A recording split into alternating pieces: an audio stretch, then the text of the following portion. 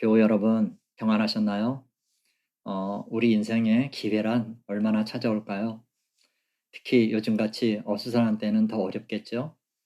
많은 사람들이 뭔가 자신이 이룰 소망을 바라면서 기회가 오기를 기다리는데요. 아무쪼록 코로나가 소멸되면서 모두가 다 머지않아 좋은 기회를 잡았으면 좋겠어요. 그런데 사실 알고 보면 인생에 기회가 좀처럼 오지 않는다 하는 사람은 없는 것 같아요. 우리 하나님은 공평하시잖아요. 그래서 누구는 기회를 많이 주고 누구는 기회를 적게 주는 그런 분은 아니세요. 아시죠? 기회는 오는데 우리가 잡지 못하는 경우가 훨씬 더 많을 거예요. 그래서 아시는 대로 우리가 기회를 잡기 위해서는 준비를 해야 합니다. 오늘은 그 얘기를 잠깐 나눠볼까 합니다. 말씀 읽어드릴게요. 느헤미야 2장 3절에서 8절까지입니다.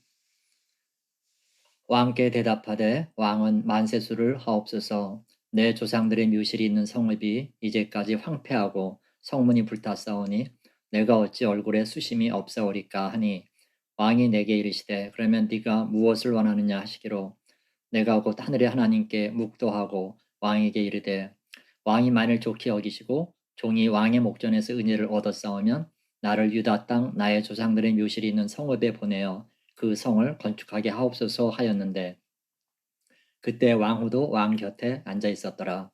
왕이 내게 이르시되 네가 몇 날에 다녀올 길이며 어느 때 돌아오겠느냐 하고 왕이 나를 보내기를 좋게 여기시기로 내가 기한을 정하고 내가 또 왕에게 아뢰되 왕이 만일 좋게 여기시거든 강 서쪽 총독들에게 내리시는 조서를 내게 주사 그들에게 나를 용납하여 유다에 들어가기까지 통과하게 하시고 또 왕의 삼림 감독 아삽에게 조서를 내리사 그가 성전에 속한 영문의 문과 성곽에 내가 들어갈 집을 위하여 들보로 쓸 제목을 내게 주게 하옵소서 하매 내 하나님의 선한 손이 나를 도우심으로 왕이 허락하고 아멘. 오케스트라의 첼로 주자였던 토스카니니는 아주 우연한 기회에 지휘자로 데뷔했다 그러죠. 해외 공연 중 악단과 지휘자 간의 갈등이 생겨서 지휘자가 연주장을 떠나버린 거예요. 난리가 났죠. 어떻든 공연은 해야 되잖아요. 이 단원들이 고심을 하다가 단원 중 유일하게 악보 전체를 외우고 있던 토스카니니에게 지휘를 해보지 않겠냐 그래요. 정말 예기치 않은 때 기회가 돌아온 거죠. 그래서 그 공연은 성공적으로 끝났고요. 그걸 계기로 토스카니는 지휘자의 길로 들어서서 완전히 지휘자가 된 거죠. 사실 토스카니니가 악보를 다 외웠던 건 본인으로서는 궁여지책이었어요. 시력이 나빠서 악보를 잘 볼 수 없었다 그러죠. 어떡하겠어요. 악보를 외우는 수밖에요. 만약 그때 토스카니니가 악보를 외우지 못했거나 평소에 어떤 음악적인 준비가 되지 않았다면 그에게 20세기 최대의 거장이란 명성은 애초에 생겨나지도 않았을 겁니다. 그래요, 여러분. 기회란 누구한테나 오지만 그 기회를 잡는 사람은 평소에 준비된 사람이에요. 준비되지 않으면 아무리 기회가 온다 하더라도 번번이 놓칠 수밖에 없는 거죠. 즉, 실력 있는 이에게 기회가 주어진다는 겁니다. 그렇다면 우리 믿는 이들에게 기회를 잡는 실력이란 뭘까요? 평소에 쌓는 기도입니다. 오늘 느헤미야에게 그 일이 일어난 거예요. 아닥사스다 왕이 느헤미야에게서 수심을 발견하고 근심거리가 있냐 묻지요. 그때 그는 일순간 성벽 재건에 관한 얘기를 하고 싶었을 거예요. 하지만 그는 침착했습니다. 이 성벽 재건은요, 주변 나라하고도 이렇게 엮여 있어서 자칫하면 곧바로 정치 문제로 비화될 수 있거든요. 그건 뭐 전혀 유다에 유리할 게 없는 거예요. 그래서 그 얘기 대신 느헤미야의 조상의 무덤이 있는 성읍이 폐허가 됐다 그러면서 왕의 관심을 자기 일로 돌리지요. 그러니까 정치 문제를 개인사로 돌린 기지를 발휘한 거예요. 마침 그 자리엔 왕후까지 함께 했었는데요. 그만큼 유쾌한 자리였고 또 포도주로 관대해진 왕은 느헤미야의 근심을 덜어주고 싶었던 거죠. 뭐죠? 드디어 기도하며 기다리던 순간이 찾아온 거예요. 왕에게서 가장 듣고 싶은 얘기가 터져나온 겁니다. 네가 원하는 게 뭐냐? 실로 느헤미야는 이때를 기다린 거예요. 여러분, 기도의 정의를 말할 때 사람들은 기도는 하나님과의 대화다라고들 하죠. 맞는 얘기지만 실제 그 의미를 알고 그걸 누리는 사람은 많지 않은 것 같아요. 대체로 우리는 기도를 어떻게 생각하냐면요. 원하는 것을 일방적으로 하나님께 올려보내고 하나님은 받은 청구서를 보고 적당한 때 일방적으로 내려주는 거. 이걸 기도라고 생각하는 것 같아요. 많은 경우에. 아울러 기도의 효능도 뭐 이 정도면 됐지라고 생각해요. 하지만 여러분, 이런 기도는 계란에 노른자를 빼고 흰자만 먹는 거하고 똑같습니다. 음악으로 비유하자면 여러분, 기도는 연주자들의 연습과 같아요. 연습은 왜 하죠? 물론 좋은 연주를 위해서죠.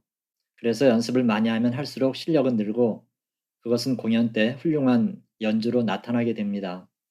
청중들의 뜨거운 갈채와 평론가들의 평가가 그 결과물로 나오게 되죠. 하지만 연습을 이런 정도만 여기면 거기엔 음악 자체가 주는 즐거움과 감동은 사라지게 됩니다. 여러분, 연습은 음악과의 대화여야 해요. 그래서 진정한 연습이란 그 시간에 음악을 누리는 단계까지 올라가야 됩니다. 그래야 그 시간은 음악과의 사귐이 있는 시간이고 그 자체가 즐거운 시간이 되는 거죠. 기도도 마찬가지입니다. 기도가 응답으로만 끝나는 걸로 알면 하나님과 교제를 통한 기도의 즐거움은 누리지 못하게 돼요. 즉, 하나님과 우리 사이는 공적인 관계가 될 뿐 사적이고 은밀한 대화는 누릴 수 없게 된다는 거예요. 그렇잖아요.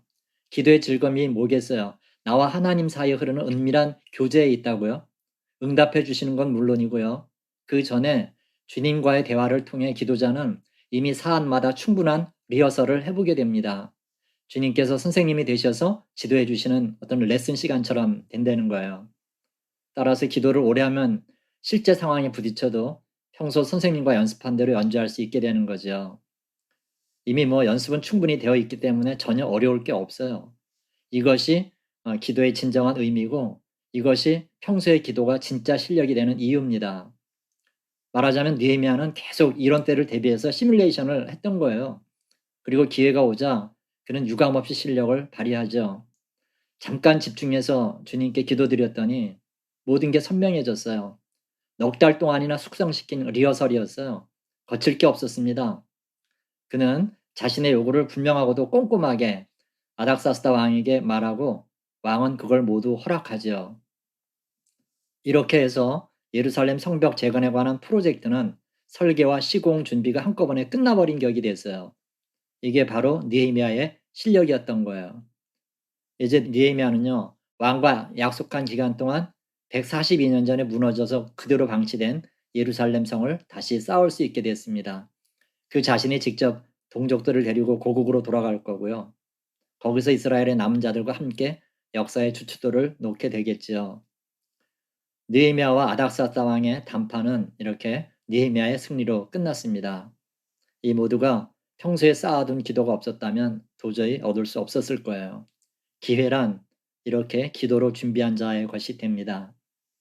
이 일 후에 그는 승전보를 이렇게 기록하죠. 내 하나님의 선한 손이 나를 도우심으로 왕이 허락하고. 뭐죠? 모두 하나님이 하셨대요. 그의 고백이 참 믿었죠? 그래요, 여러분. 기도의 힘은 우리가 상상한 것보다 훨씬 강합니다. 기도는 응답받는 수단으로서가 아니라 그 자체가 목적이 됩니다.